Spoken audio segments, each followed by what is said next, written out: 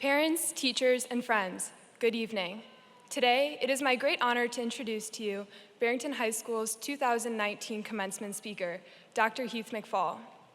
Over the past 4 years, the class of 2019 has been given the immense privilege to share our high school journey with our amazing and inspiring faculty who's helped turn our school into a little bit more of a home, and Dr. McFaul is no exception.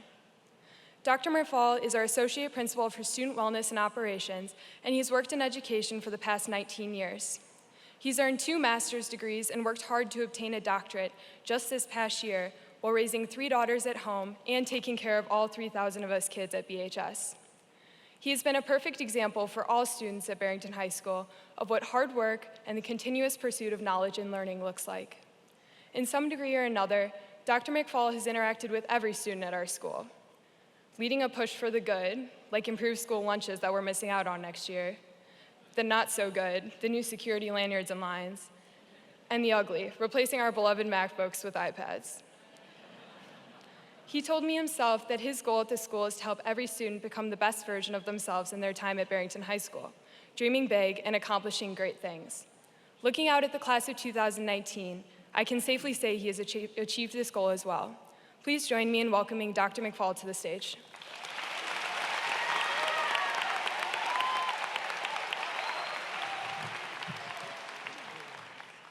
Thank you, Lauren, for your kind introduction.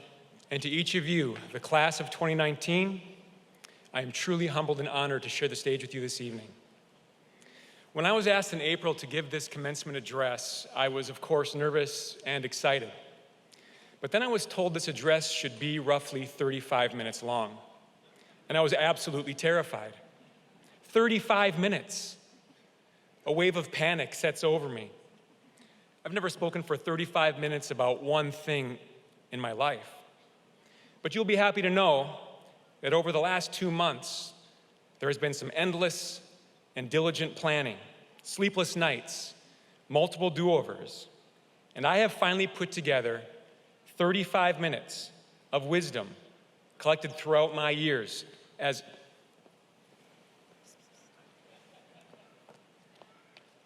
This is awkward. Really awkward. There's been a slight error. The time frame wasn't 35 minutes, it was 3 to 5 minutes. All right. So now what?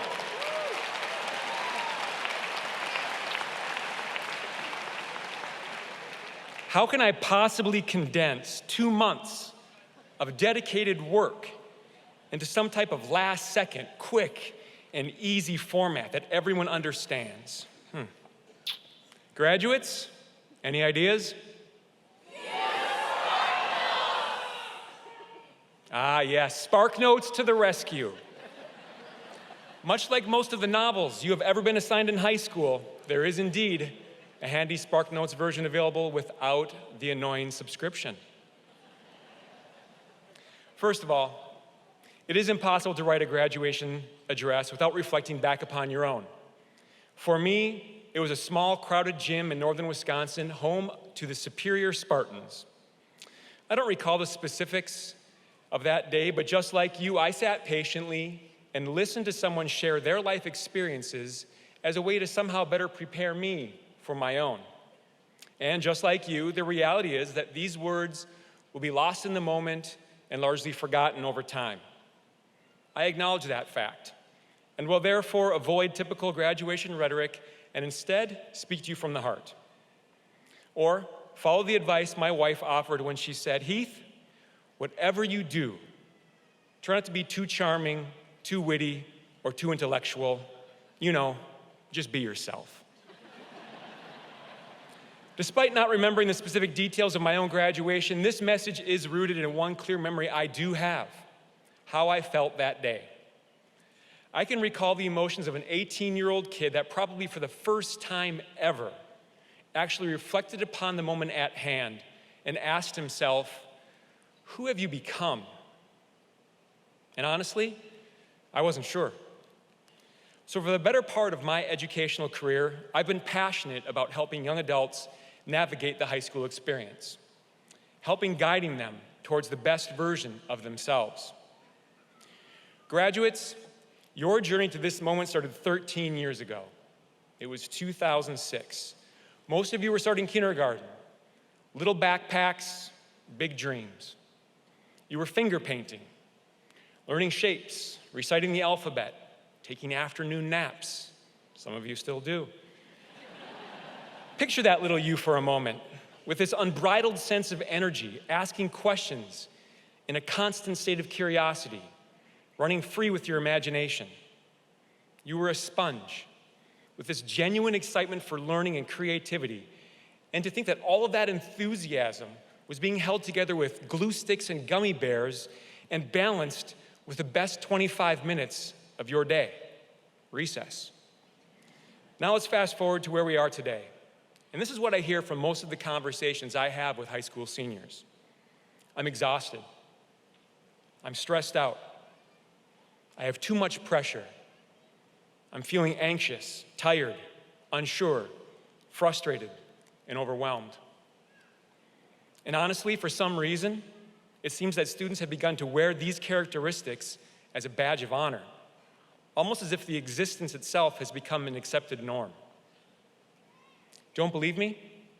When was the last time you asked a friend or classmate how they were doing and their response was, me? Oh, I'm just fine. Feeling well-balanced, calm, completely relaxed, getting plenty of sleep, feeling well-prepared for my AP exams. So let me ask you this. Is this exhausted version of you the best version, or the one you've come to accept at this moment in time? With my final minutes remaining, I want to share 3 simple truths with you. Truths that I believe will help shape the best version of you. First, learn to love yourself. After all, the person you are going to be with the most in this lifetime is you. So practice some self-compassion along the road and embrace who you are. As the old adage says, no matter where you go, there you are. Famous movie producer and philanthropist Jerry Zucker once said, I'm very grateful that I've never wasted time trying to be somebody else's image of what I should be. Class of 2019, guess what?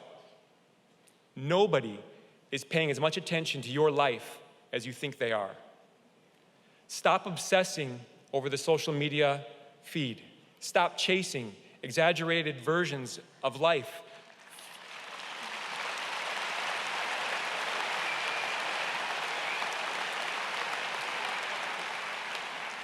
Stop chasing the exaggerated versions of life from someone else's online profile. And please, stop believing that better pictures means it's somehow a better life.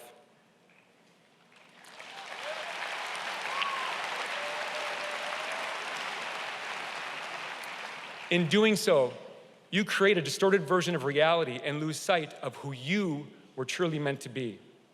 So remember, you cannot be the best version of yourself by obsessing over the social media scorecard. Truth number 1, learn to love yourself. Next, take the risk. In this lifetime, you will learn more from failure than you ever will from success. So as you look back upon your high school career, I hope each of you can identify a moment of failure, the kind that takes the wind out of your sails, feels like a punch to the gut. My worry, honestly, is that young adults today have been bubble wrapped, overly protected, and somewhat shielded from what real failure really feels like. A uniquely proud moment for me as a parent came when my own daughter received a trophy at the end of her first ever basketball season. On the drive home, as she was holding this award in her hand, bright and shiny and admiring it, she said to me, Dad, I think the basketball people got this wrong. We didn't win a game all season long. Here's my point. It's not always about winning, but you need to earn your way through life. And sometimes that means stepping up, taking a risk, and yes, even failing. But you need to know that failure is a natural part of life, not the end of it. There's a reason we have friends and family. They're here to catch you, support you, and push you back up. So remember, you cannot be the best version of yourself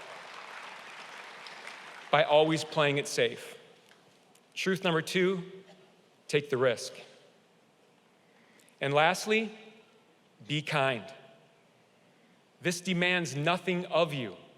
Kindness exists in the fiber of each and every one of us. We are literally wired for it. And take a look around. The world needs more kindness, more people like you with the courage to demonstrate that leadership and kindness are not mutually exclusive.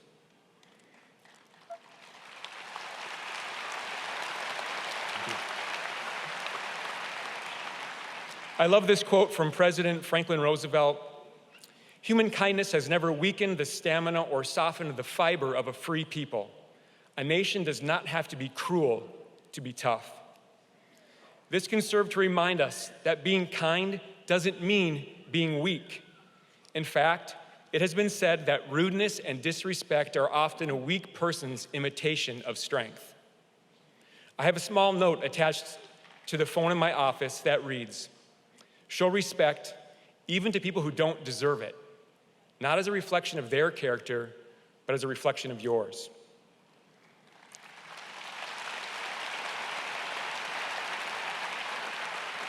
So remember, you cannot become the best version of yourself living with contempt. Truth number 3, be kind, always.